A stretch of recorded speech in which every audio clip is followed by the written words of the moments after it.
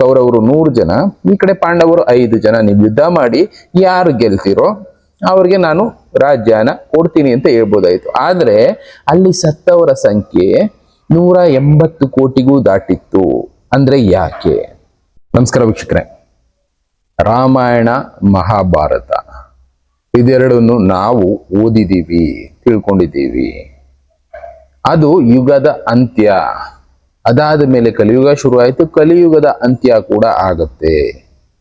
ರಾಮಾಯಣದಲ್ಲಿ ಒಂದು ಅಂದಾಜು ಲೆಕ್ಕಾಚಾರದ ಪ್ರಕಾರ, ಅಂದ್ರೆ ರಾಮಾಯಣದ ಯುದ್ಧ ನಡೀತಲ್ಲ, ರಾವಣ ಮತ್ತೆ ರಾಮನ ನಡುವೆ ಯುದ್ಧ ನಡೆದಾಗ ಸತ್ತ ಜನರ ಲೆಕ್ಕ ಹಾಕೋದಾದ್ರೆ ಒಂದು ಅಂದಾಜು, ಎಕ್ಸಾಕ್ಟ್ ಫಿಗರ್ ಎಲ್ಲೂ ಸಿಗೋದಿಲ್ಲ ಬಿಡಿ, ಅಂದಾಜು ಲೆಕ್ಕ ಹಾಕೊಳ್ಳೋದಾದ್ರೂ 200 ಕೋಟಿಗೂ ದಾಟಿತ್ತು. ಇನ್ನ ಮಹಾಭಾರತದಲ್ಲೂ ಅದೇ ರೀತಿ ಒಂದು ಅಂದಾಜು ಲೆಕ್ಕಾಚಾರ ಹಾಕೋದಾದ್ರೆ 160ರಿಂದ 180 ಕೋಟಿ ದಾಟಿತ್ತು ಯುದ್ಧದಲ್ಲಿ ಸತ್ತವರ ಸಂಖ್ಯೆ. ಯಾಕೆ ಈ ಯುದ್ಧಗಳು ನಡೀತು? ನಾವ್ ಹೇಳ್ತೀವಿ ಧರ್ಮ ಸಂಸ್ಥಾಪನೆಗೋಸ್ಕರ, ಧರ್ಮ ಉಳಿಸೋದಕ್ಕೋಸ್ಕರ. ಆದ್ರೆ ಇಲ್ಲಿ ನಡೆದಿದ್ದು ಯುದ್ಧ ರಾಮನ ಮಧ್ಯ. ಸತ್ತವರು ಮಾತ್ರ ಜನಕ್ಕೂ ಧರ್ಮಕ್ಕೂ ಸಂಬಂಧ ಇತ್ತ ಅನ್ನೋದಾದ್ರೆ ಇತ್ತು. ಯುದ್ಧ ನಡೆಸೋದಾದ್ರೆ ಇಲ್ಲಿ ಮಹಾಭಾರತದ ಲೆಕ್ಕ ತಗೊಳ್ಳೋಣ. ಕೃಷ್ಣ ಮನಸ್ಸು ಮಾಡಿದ್ರೆ ಜಸ್ಟ್ ಪಾಂಡವಾಸು ಕೌರವಾಸು. ಕೌರವರು 100 ಜನ, ಈ ಕಡೆ ಪಾಂಡವರು 5 ಜನ. ನೀವು ಯುದ್ಧ ಮಾಡಿ ಯಾರು ಗೆಲ್ತಿರೋ ಅವ್ರಿಗೆ ನಾನು ರಾಜ್ಯನ ಕೊಡ್ತೀನಿ ಅಂತ ಹೇಳ್ಬೋದಾಯ್ತು. ಆದ್ರೆ ಅಲ್ಲಿ ಸತ್ತವರ ಸಂಖ್ಯೆ 180 ಕೋಟಿಗೂ ದಾಟಿತ್ತು. ಅಂದ್ರೆ ಯಾಕೆ? ಸತ್ತವರು, ಯುದ್ಧದಲ್ಲಿ ಸತ್ತವರು ಮಾತ್ರ ಲೆಕ್ಕ ತಗೊಳ್ತೀವಿ. ಅದರ ನೆಕ್ಸ್ಟ್ ಅವರ ಮೇಲೆ ಡಿಪೆಂಡ್ ಆಗಿದ್ದವರು, ಆ ರಾಜ್ಯಗಳು ಅದರಲ್ಲಿ ನಾಶ ಆದ್ವಲ್ಲ, ಯುದ್ಧ ನಡೆಸಿದ ಸೈನಿಕರ ಲೆಕ್ಕ ಮಾತ್ರ ನಾವು ಲೆಕ್ಕ ಹಾಕೊಳ್ತೀವಿ.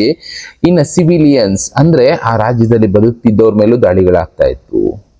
ಅಕಸ್ಮಾತ್ ಆಗ್ತಾ ಇತ್ತೋ ಇಲ್ಲ ಬೇಕು ಅಂತ ಮಾಡ್ತಾ ಇದ್ರು. ಒಟ್ನಲ್ಲಿ ಯುದ್ಧಗಳಿಂದ ಜನ ಸತ್ತಿದ್ದಾರೆ. ಇದು ನಾನು ಹೇಳ್ತಾ ಇಲ್ಲ, ಹಿಸ್ಟ್ರಿ ಹೇಳುತ್ತೆ. ಯಾವಾಗ ಪ್ರಪಂಚದಲ್ಲಿ ಮಿತಿಮೀರಿದ ಜನಸಂಖ್ಯೆ ಇರುತ್ತೋ ಆ ಟೈಮ್ಗೆ ಈ ಯುದ್ಧಗಳು ನಡೆದಿದೆ. ಒಂದು ಸೈಕಲ್ ಅಂತ ಕರೀತಾರೆ. ಯಾವ ರೀತಿ ಸೈಕಲ್ ರೊಟೇಟ್ ಆಗುತ್ತೆ ಅಂದ್ರೆ, ಭೂಮಿನ 7 ದ್ವೀಪಗಳಾಗಿ ಡಿವೈಡ್ ಮಾಡಿದ್ರು. ಆ 7 ದ್ವೀಪಗಳು, ಒಂದೊಂದು ದ್ವೀಪಕ್ಕೆ 100 ಕೋಟಿ ಜನಸಂಖ್ಯೆ ಲೆಕ್ಕ ಇಟ್ಕೊಂಡಿದ್ರು ಅನ್ಕೊಳ್ಳಿ. ಒಂದು ಅಂದಾಜು ಲೆಕ್ಕಾಚಾರ ಹೇಳ್ತಾ ಇದ್ದೀನಿ. ಕೆಲವಷ್ಟು ಆರ್ಟಿಕಲ್ಗಳಲ್ಲಿ ನಾನು ಓದಿ ನಿಮಗೆ ತಿಳಿಸೋ ಕೆಲಸ ಮಾಡ್ತಾ ಇದ್ದೀನಿ. ಒಂದೊಂದು ದ್ವೀಪಕ್ಕೆ 100 ಕೋಟಿ ಜನ ಇದ್ರೆ ಸಂಪನ್ಮೂಲಗಳು ಯಥೇಚ್ಛವಾಗಿರುತ್ತೆ, ಖುಷಿಯಾಗಿ ನೆಮ್ಮದಿಯಾಗಿ ಬದುಕಬಹುದು. ಯಾವತ್ತು ಅದು ಮಿತಿ ಮೀರ್ತಾ ಹೋಗುತ್ತೆ ಅಂದ್ರೆ, ಜನಸಂಖ್ಯೆ ಅಧಿಕ ಆದಷ್ಟು ನೇಚರ್ ಡ್ಯಾಮೇಜ್ ಆಗುತ್ತೆ, ಅದರಿಂದ ಸಂಪನ್ಮೂಲಗಳಲ್ಲಿ ವೇರಿಯೇಷನ್ ಆಗೋಗ್ಬಿಡುತ್ತೆ. ಜನ ಅವರ ಅನುಕೂಲಕ್ಕೋಸ್ಕರ ಏನೇನೋ ಮಾಡ್ಕೊಳಕ್ ಶುರು ಆಗುತ್ತೆ. ಓವರ್ ಆಲ್ ಆಗಿ ಕಾನ್ಫ್ಲಿಕ್ಟ್ಗಳು ಅಲ್ಲಿ ಶುರು ಆಗುತ್ತೆ. ಅಂದ್ರೆ ಪ್ರಪಂಚದ ಜನಸಂಖ್ಯೆ ಯಾವತ್ತು 700 ಕೋಟಿ ದಾಟುತ್ತೋ ಅಲ್ಲಿ ಆ ಸಮಯಕ್ಕೆ ಯುದ್ಧದ ಭೀತಿ ಅನ್ನೋದು ಶುರುವಾಗುತ್ತೆ ಅಂತಾನೆ ಹೇಳಿದ್ದು. ಆ ಯುದ್ಧದ ಭೀತಿಗಳು ಶುರುವಾಗುತ್ತೆ. ಯುದ್ಧ ನಡೆದ್ರೆ ನಾರ್ಮಲ್ ಇವರೇ ಸಾಯ್ತಾರೆ ಅಂತ ಹೇಳಕ್ಕೆ ಆಗೋದಿಲ್ಲ. ಯಾಕೆ ಅನ್ನೋದಾದ್ರೆ ನಾನು ಒಂದು ಲೆಕ್ಕ ತೋರಿಸ್ತೀನಿ ನೋಡಿ. ಈಗ ಎಕ್ಸಾಂಪಲ್ ಕುರುಕ್ಷೇತ್ರ ಲೆಕ್ಕ ತಗೊಳ್ಳೋದಾದ್ರೆ, ರಾಮಾಯಣದ ಲೆಕ್ಕ ತಗೊಳ್ಳೋದಾದ್ರೆ ಒಂದು ಅಂದಾಜು ಲೆಕ್ಕಾಚಾರ ಅವರು ತೋರಿಸ್ತಾರೆ. ರಾಮನ ಸೇನೆ ಒಂದು ಕಡೆ ಆದ್ರೆ ರಾವಣನ ಸೇನೆ ಒಂದು ಕಡೆ. ರಾವಣನ ಸೇನೆ ಎಷ್ಟಿತ್ತು ಅಂದ್ರೆ 72 ಕೋಟಿ ಜನ ಸೈನಿಕರು ರಾವಣನ ಸೇನೆಯಲ್ಲಿದ್ರು. ಇನ್ನ ರಾಮನ ಸೇನೆಯಲ್ಲಿ ಒಂದು ಅಂದಾಜು ಲೆಕ್ಕಾಚಾರ ಅವ್ರು ಕೊಡ್ತಾ ಇರೋದು 10⁻XVI ಅಂತ ಕರೆದ್ರು. ಅಂದ್ರೆ ಅಷ್ಟು ವಾನರ ಸೇನೆ ಇತ್ತು ಅಂತ ಹೇಳ್ತಾ ಇದ್ದಾರೆ. ಹತ್ತತ್ರ ಲೆಕ್ಕ ಹಾಕೋದಕ್ಕೆ ಕಷ್ಟ ಆಗುತ್ತೆ, ಅಷ್ಟೊಂದು ವಾನರ ಸೇನೆ ಅನ್ನೋದು ಇತ್ತು. ಅಂದ್ರೆ ನಾವು 160 ಕೋಟಿ ಒಂದು ಅಂದಾಜು ಲೆಕ್ಕ ಇಟ್ಕೊಂಡ್ರು ಜಾಸ್ತಿ ಅನಿಸ್ಬಿಡುತ್ತೆ. ಅದರ ಡಬ್ಬಲ್ಲು ಅಷ್ಟು ವಾನರ ಸೇನೆ ಇತ್ತು. ಅವ್ರಿಗೆ ಬದುಕೋದಕ್ಕೆ ಆಹಾರ ಬೇಕು ಅಂದಾಗ ಏನ್ ಮಾಡ್ತಾ ಇದ್ರು, ನೇಚರ್ನ ಡ್ಯಾಮೇಜ್ ಮಾಡ್ತಾ ಇದ್ರು. ನೇಚರ್ ಇರುವಂತದನ್ನೆಲ್ಲ ಕಿತ್ಕೊಂಡು ತಿಂತಾ ಇದ್ರು. ಕೊನೆಗೆ ಏನು ಸಿಗ್ಲಿಲ್ಲ ಅಂದ್ರೆ ಅವ್ರನ್ನ ಅವರೇ ಕಿತ್ಕೊಂಡು ತಿನ್ನುವಂತ ಕಾಲ ಕೂಡ ಬಂದಿತ್ತು. ಆ ಟೈಮ್ಗೆ ಧರ್ಮ ಸಂಸ್ಥಾಪನೆ ಹೆಸರಲ್ಲಿ ಮಾರಣ ಹೋಮ ನಡೀತ. ಧರ್ಮ ಸಂಸ್ಥಾಪನೆ ಆಯ್ತು. ಯಾಕೆ ಅಂದ್ರೆ ಜನಕ್ಕೆ ಏನಾದ್ರೂ ಬೇಕು ಅಂದಾಗ ಅಧರ್ಮದ ಹಾದಿ ಈಸಿಯಾಗಿ ಹಿಡಿದ್ಬಿಡ್ತಾರೆ. ಆ ಧರ್ಮದ ಹಾದಿಗೆ ಹೋಗ್ತಾ ಇದ್ದಾಗ ದೇವರು ಯಾವುದೋ ಒಂದು ರೂಪದಲ್ಲಿ ಬರ್ತಾನೆ, ಧರ್ಮ ಸಂಸ್ಥಾಪನೆ ಮಾಡ್ತಾನೆ. ಅಂದ್ರೆ ಜನಸಂಖ್ಯೆ ಪೂರ್ತಿಯಾಗಿ ವಾಶ್ ಔಟ್ ಮಾಡಿ ಸ್ವಲ್ಪ ಮಾತ್ರ ಉಳಿಸಿ ಹೋಗ್ತಾನೆ. ಒಂದು ದ್ವೀಪಕ್ಕೆ 100 ಕೋಟಿ ಜನಸಂಖ್ಯೆ ಯಾವತ್ತು ದಾಟುತ್ತೆ ಆ ಸಮಯಕ್ಕೆ ಈ ಯುದ್ಧಗಳು ನಡೆದಿವೆ. ರಾಮಾಯಣ ಲೆಕ್ಕ ಹಾಕೊಳ್ಳೋದಾದ್ರೆ ಸುಮಾರು 7-8 ಸಾವಿರ ವರ್ಷಗಳ ಮುಂಚೆ ನಡೀತು ಅಂತ ಒಂದು ಅಂದಾಜು ಲೆಕ್ಕ ಹೇಳ್ತಾರೆ. ಇನ್ನ ಕೆಲವೊಬ್ರು ಹೇಳೋ ಪ್ರಕಾರ ಇಲ್ಲ, ರಾಮಾಯಣ ನಡೆದಿದ್ದು 17,000 ವರ್ಷಗಳ ಮುಂಚೆ ಅಂತ. ಲೆಕ್ಕ ಬಿಡಿ, ಆ ಲೆಕ್ಕ ಬೇರೆ ಸಪರೇಟ್ ಆಗೋದಾದ್ರೆ ಈ ಲೆಕ್ಕ ಒಂದು ಕಡೆ. ಇನ್ನ ಈ ಕಡೆ ಕುರುಕ್ಷೇತ್ರದಲ್ಲಿ ಸತ್ತವರ ಸಂಖ್ಯೆ 1.6 ಬಿಲಿಯನ್ ಅಂತ ಕರೆದ್ರು. ಅಂದ್ರೆ 160 ಕೋಟಿ ಜನ ಸತ್ರು. ಅವ್ರೆಲ್ಲರೂ ಕೂಡ ಅಧರ್ಮದಲ್ಲೇ ಇರ್ಲಿಲ್ಲ, ಆದ್ರೆ ಯುದ್ಧದಲ್ಲಿ ಜನರ ಅಂತ್ಯ ಅನ್ನೋದಾಗ್ಬೇಕಾಯಿತು, ಪ್ರಕೃತಿನ ಉಳಿಸ್ಬೇಕಾಯ್ತು. ಅದೇ ಯುಗ ಪರಿವರ್ತನೆ ಆಗ್ತಾ ಇರೋದು. ಅಂದ್ರೆ ಪ್ರಕೃತಿನಲ್ಲಿ ಆಗುವಂತ ಬದಲಾವಣೆ, ಆ ಪ್ರಕೃತಿನಲ್ಲಿ ಆಗೋ ಬದಲಾವಣೆಗೆ ಯಾರೋ ಒಬ್ಬ ಸೃಷ್ಟಿಕರ್ತ, ಭಗವಂತ ಅಂತ ನಾವು ಕರಿತೀವಿ, ಆ ಭಗವಂತ ಬಂದು ಬದಲಾವಣೆಗಳನ್ನ ಮಾಡ್ಕೊಂಡು ಹೋಗ್ತಾನೆ. ಮಿತಿಮೀರಿದ ಜನಸಂಖ್ಯೆ, ಮಿತಿಮೀರಿದ ಪ್ರಕೃತಿನ ಡ್ಯಾಮೇಜ್ ಮಾಡೋದಕ್ಕೆ ಶುರು ಮಾಡಿದಾಗ ಒಂದು ರೂಪದಲ್ಲಿ ಬಂದು ಒಂದು ಅವತಾರನ ಎತ್ತಿ, ಆ ಅವತಾರದಲ್ಲಿ ಈ ಜನಸಂಖ್ಯೆ ಏನಿರುತ್ತೆ ಅದನ್ನೆಲ್ಲ ಕ್ಲೀನಾಗಿ ವಾಶ್ ಔಟ್ ಮಾಡಿ ಹೊಸ ಯುಗನ ಸೃಷ್ಟಿ ಮಾಡ್ತಾನೆ. ಮತ್ತೆ ಒಂದು 150 ಕೋಟಿ 200 ಕೋಟಿ ಜನಸಂಖ್ಯೆ ಉಳ್ಕೊಂಡಿರುತ್ತೆ. ಅದರಿಂದ ಮತ್ತೆ ಕಂಟಿನ್ಯೂ ಆಗ್ತಾ ಹೋಗುತ್ತೆ. ಯಾವುದೋ ಒಂದು ಪೀರಿಯಡ್ ಬರುತ್ತೆ, ಇದಕ್ಕಿದ್ದಂಗೆ ಜನಸಂಖ್ಯೆ ಟಕ್ ಅಂತ 1ಕ್ಕೆ 4ರಷ್ಟು ಆಗೋಗ್ಬಿಡುತ್ತೆ. ಆ ಟೈಮ್ಗೆ ಯುಗದ ಅಂತ್ಯ ಅನ್ನೋದನ್ನ ಕಟ್ಟಿಟ್ಟು ಬುತ್ತಿ. ಇದು ನಾವು ಹೇಳ್ತಾ ಇಲ್ಲ, ಇಷ್ಟು ನೀವು ಪೂರ್ತಿ ಹುಡ್ಕೊಂಡು ಹೋದ್ರು ಅದೇ ಸಿಗೋದು. ಯಾವತ್ತು ಜನಸಂಖ್ಯೆ ಮಿತಿ ಮೀರಿ ಹೋಗುತ್ತೆ, ನಾನು ಅದನ್ನೇ ಸ್ಟಾರ್ಟಿಂಗ್ ಅಲ್ಲಿ ಹೇಳಿದೆ, 7 ದ್ವೀಪಗಳನ್ನಾಗಿ ಭೂಮಿನ ಆಗಿನ ಕಾಲಕ್ಕೆ ಋಷಿ ಮುನಿಗಳು ಡಿವೈಡ್ ಮಾಡಿದ್ರು. ಒಂದು ದ್ವೀಪಕ್ಕೆ 100 ಕೋಟಿ ಜನ ಮೀರಿದಾಗ ಅಂತ್ಯಕಾಲ ಸಮೀಪಿಸ್ತು ಅಂತ ಅನ್ಕೊಳ್ಳಿ. ಈಗ ನಮ್ಮ ಭೂಮಿ ಮೇಲೆ 7 ದ್ವೀಪ ಲೆಕ್ಕ ಹಾಕೊಳ್ಳೋದಾದ್ರೂ ಜನಸಂಖ್ಯೆ 850 ಕೋಟಿ ಮೀರಿದೆ. ಜನ ಏನ್ ಮಾಡ್ತಾ ಇದ್ದಾರೆ, ಆಹಾರಕ್ಕೋಸ್ಕರ ಇಲ್ಲ ಇನ್ನೊಂದಕ್ಕೋಸ್ಕರ ಸಂಪನ್ಮೂಲಗಳನ್ನ ಅತಿಯಾಗಿ ಬಳಕೆ ಮಾಡ್ತಾ ಇದೀವಿ, ನೇಚರ್ನ ಫುಲ್ ಆಗಿ ಡ್ಯಾಮೇಜ್ ಮಾಡ್ತಾ ಇದೀವಿ. ಅದಕ್ಕೆ ಈಗ ಸಮಯ ಬಂದಿದೆ ವಾಶ್ ಔಟ್ ಮಾಡುವಂಥದ್ದು. ನಾನು ಒಂದು ಪಾಪ್ಯುಲೇಷನ್ ಚಾರ್ಟ್ ಅನ್ನು ತೋರಿಸ್ತಾ ಇದ್ದೀನಿ ನೋಡಿ.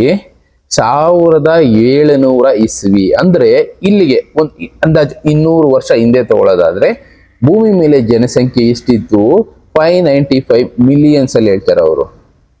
ಬಿಲಿಯನ್ಸ್ ಅಲ್ಲ, ಮಿಲಿಯನ್ಸ್ ಅಂತ ಮಾಡ್ಕೊಳ್ಳಿ ಜನ ಇದ್ರು 1700 ಇಸ್ವಿನಲ್ಲಿ. ಅದಾದ್ಮೇಲೆ 1800 ಬರೋಷ್ಟೊತ್ತಿಗೆ 100 ವರ್ಷದಲ್ಲಿ ಅದು ಜಾಸ್ತಿ ಆಯ್ತು, ಅಂದ್ರೆ 100 ಕೋಟಿಗೆ ಮುಟ್ತು. ಅಲ್ಲಿಂದ ಮತ್ತೆ 100 ವರ್ಷ ದಾಟೋಷ್ಟೊತ್ತಿಗೆ ಅದು ಡಬಲ್ ಆಗಿತ್ತು. ಓಕೆ, ಅದಾದ್ಮೇಲೆ ಶುರು ಆಯ್ತು ನೋಡಿ ಪಾಪ್ಯುಲೇಷನ್ ಗ್ರೋತ್ ಅನ್ನೋದು. 1927ರಿಂದ ಶುರುವಾದ ಪಾಪ್ಯುಲೇಷನ್ ಯಾವ ಮಟ್ಟಕ್ಕೆ ಬಂದು ನಿಂತಿದೆ ಇವತ್ತು, ಹತ್ತತ್ರ 850 ಕೋಟಿ ರೀಚ್ ಆಗಿದೆ. ಅಂದ್ರೆ 8 ಪಟ್ಟು ಜಾಸ್ತಿ ಆಗೋಯ್ತು. ಅದಕ್ಕೆ ಈ ಪೀರಿಯಡ್ ನ ಕರೆದ್ರು ಅಂತ್ಯಕಾಲ. ಇದು ನಾವು ಕರೀಲಿಲ್ಲ, ಋಷಿ ಮುನಿಗಳು ಜ್ಞಾನಿಗಳು ಬರೆದಿಟ್ಟಿದ್ದು. ಯುಗಾಂತ್ಯ ಯಾವಾಗ ಆಗುತ್ತೆ, ಹಿಸ್ಟ್ರಿನ ನಾವು ಹುಡ್ಕೊಂಡೋದಾಗ ನಮಗೆ ಸಿಕ್ಕುವಂತ ಇನ್ಫಾರ್ಮೇಶನ್ಗಳು, ಯಾವಾಗ ಮಿತಿ ಮೀರಿದ ಜನಸಂಖ್ಯೆ ಭೂಮಿ ಮೇಲೆ ಹೆಚ್ಚುತ್ತೆ, ಸಂಪನ್ಮೂಲಗಳನ್ನ ಹೆವಿಯಾಗಿ ನಾಶ ಮಾಡ್ತಾ ಹೋಗ್ತಾರೆ, ಆಗ ಮಹಾಪುರುಷರು ಯಾರೋ ಒಬ್ರು ಬರ್ತಾರೆ, ಪ್ರಪಂಚನ ಶುದ್ಧ ಮಾಡ್ತಾ ಹೋಗ್ತಾರೆ. ಆ ಶುದ್ಧೀಕರಣದ ಸಮಯ ಇದು ಅಂತ ಕರೆದಿದ್ದಾರೆ. ಯಾಕೆ ಇದು ಮುಂಚೆನೆ ನಡಿಬೋದಾಗಿತ್ತಲ್ಲ. ಅದೇ ಲೆಕ್ಕಾಚಾರ ಹಾಕೋದಾದ್ರೆ ನಾನು 1927ರಿಂದ ಮ್ಯಾಪಿಂಗ್ ಕೊಡ್ತಾ ಬಂದೆ.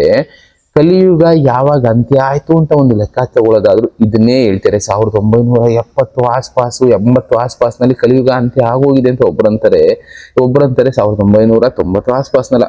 ಎಕ್ಸಾಕ್ಟ್ ಆಗಿ ಯಾರು ಹೇಳೋದಿಲ್ಲ. ಆದ್ರೆ ಕಲಿಯುಗ ಅಂತ್ಯ ಯಾವಾಗ ಆಗುತ್ತೆ ಅಂದ್ರೆ ಈ ಯುದ್ಧ ನಡೆದಾಗ, ಜನ ಪೂರ್ತಿ ವಾಶ್ ಔಟ್ ಆದಾಗ. ನಾನು ಒಂದು ಡೇಟಾ ತೋರಿಸ್ತೆ ನಿಮ್ಗೆ. ಮಹಾಭಾರತ ಆಗ್ಲಿ ರಾಮಾಯಣ ಆಗ್ಲಿ ಲಕ್ಷಾಂತರ ಜನರು ಅಲ್ಲ ಕೋಟ್ಯಾಂತರ ಜನರು ಸತ್ರು ಅಂತ. ಆ ಕೋಟ್ಯಾಂತರ ಜನರ ಜೊತೆಗೆ ಅವರ ಡಿಪೆಂಡೆಂಟ್ಸ್ ಅಂತ ಇದ್ರು, ಅವರು ಕೂಡ ಸತ್ರು. ಅಷ್ಟಕ್ಕೆ ನಿಲ್ಲಿಲ್ಲ. ಮಹಾಭಾರತದಲ್ಲಿ ರಾಮಾಯಣ ಕಾಲದಲ್ಲಿ ಅಸ್ತ್ರಗಳನ್ನ ಬಳಸಿದ್ರು. ನಾವು ಬ್ರಹ್ಮಾಸ್ತ್ರ ಇನ್ನೊಂದು ಅಸ್ತ್ರ ಅಂತೆಲ್ಲ ನಾವು ಮಾತಾಡ್ತೀವಿ. ಈಗ ಬರ್ದಿಟ್ಟಿದ್ರು ಅನ್ನೋ ಕಾರಣಕ್ಕೆ ಅವುಗಳ ಬಗ್ಗೆ ಡಿಸ್ಕಸ್ ಮಾಡ್ತೀವಿ. ಆ ಅಣ್ವಸ್ತ್ರಗಳು ಅಂತ ಕರಿಬಹುದು ಅದನ್ನ. ಈಗ ನಾವು ಮಾತಾಡ್ತೀವಲ್ಲ ನ್ಯೂಕ್ಲಿಯರ್ ವೆಪನ್ಸ್, ಅದನ್ನೇ ಅಣ್ವಸ್ತ್ರ, ಬ್ರಹ್ಮಾಸ್ತ್ರ ಆಗ್ಬೋದು, ಇನ್ನೊಂದು ಅಸ್ತ್ರ ಆಗ್ಬೋದು. ಅದು ಎಕ್ಸ್ಪ್ಲೋರ್ಡ್ ಆದ್ರೆ ಕೋಟ್ಯಾಂತರ ಜನರನ್ನ ಬಲಿ ಪಡೆದಿತ್ತು. ಆ ರೇಡಿಯೇಷನ್ ಎಫೆಕ್ಟ್ ಇಂದ ನಾರ್ಮಲ್ ಯುದ್ಧದಲ್ಲಿ ಸತ್ತೋರ್ನ ಬಿಟ್ಟು ಅದಕ್ಕೆ ದುಪ್ಪಟ್ಟು ಇಲ್ಲ 3 ಪಟ್ಟು ಜನ ಸತ್ತಿದ್ರು. ಒಂದು ಅಂದಾಜು ಲೆಕ್ಕಾಚಾರ ಪ್ರಕಾರ ಹೇಳ್ತಾ ಇದ್ದೀನಿ. ಮಹಾಭಾರತದ ಕಾಲದಲ್ಲಿ ಸತ್ತವರ ಸಂಖ್ಯೆ ಏನು ಇಲ್ಲ ಅಂದ್ರೂ ಕೂಡ ಸುಮಾರು 600 ಕೋಟಿ ಜನ.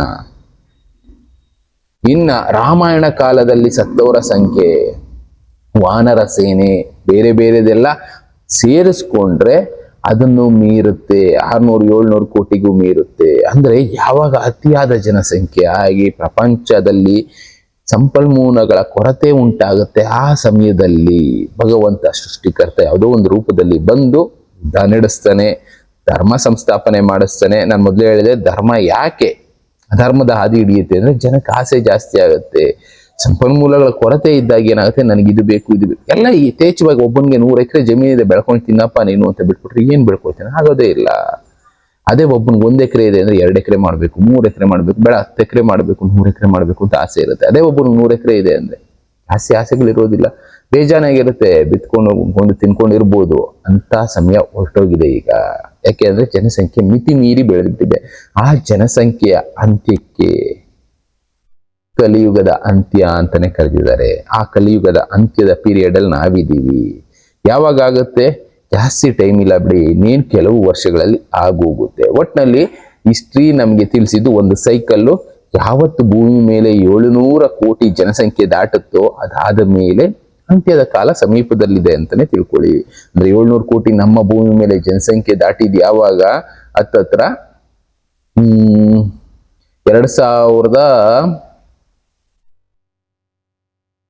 2000 ಆಸ್ಪಾಸ್ನಲ್ಲಿ ಇಟ್ಕೊಳ್ಳಿ.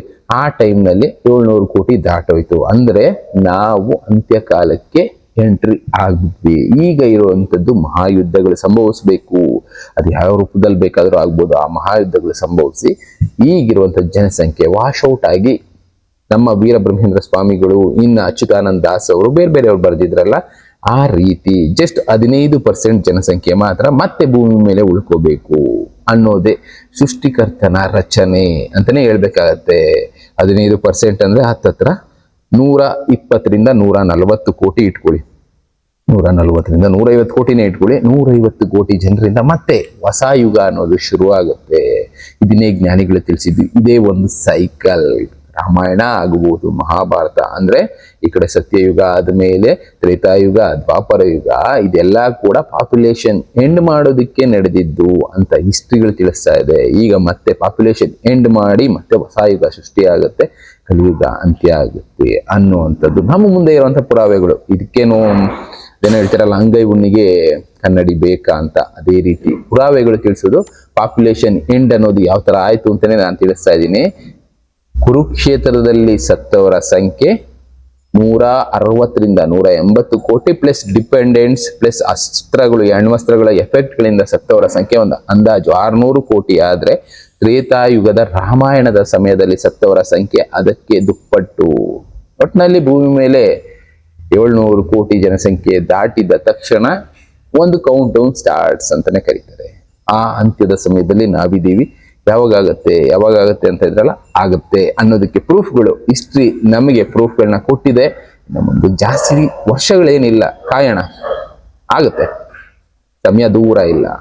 ಇದರದ್ದು ಎಷ್ಟೋ ಮಾಹಿತಿಗಳಿದಾವೆ. ಒಟ್ಟಿನಲ್ಲಿ ಒಂದು ಸೈಕಲ್ ಎಂಡ್ ಆಗುವಂತ ಸಮಯ ಬಂದಿದೆ. ಆ ಸೈಕಲ್ ಅಲ್ಲಿ ನಾವು ಬದುಕಿದೀವಿ ಅಷ್ಟೇ, ಇನ್ನೇನು ಜಾಸ್ತಿ ವರ್ಷಗಳಿಲ್ಲ, ಕಾಯೋಣ. ಇದರದ್ದು ಎಷ್ಟೋ ಇನ್ಫಾರ್ಮೇಶನ್ಗಳಿದೆ ತಿಳಿಸುವಂಥದ್ದು, ತಿಳಿಸ್ತಾ ಹೋಗ್ತೀನಿ. ಥ್ಯಾಂಕ್ ಯು, ಮತ್ತೆ ಸಿಗ್ತೀನಿ. Good bye.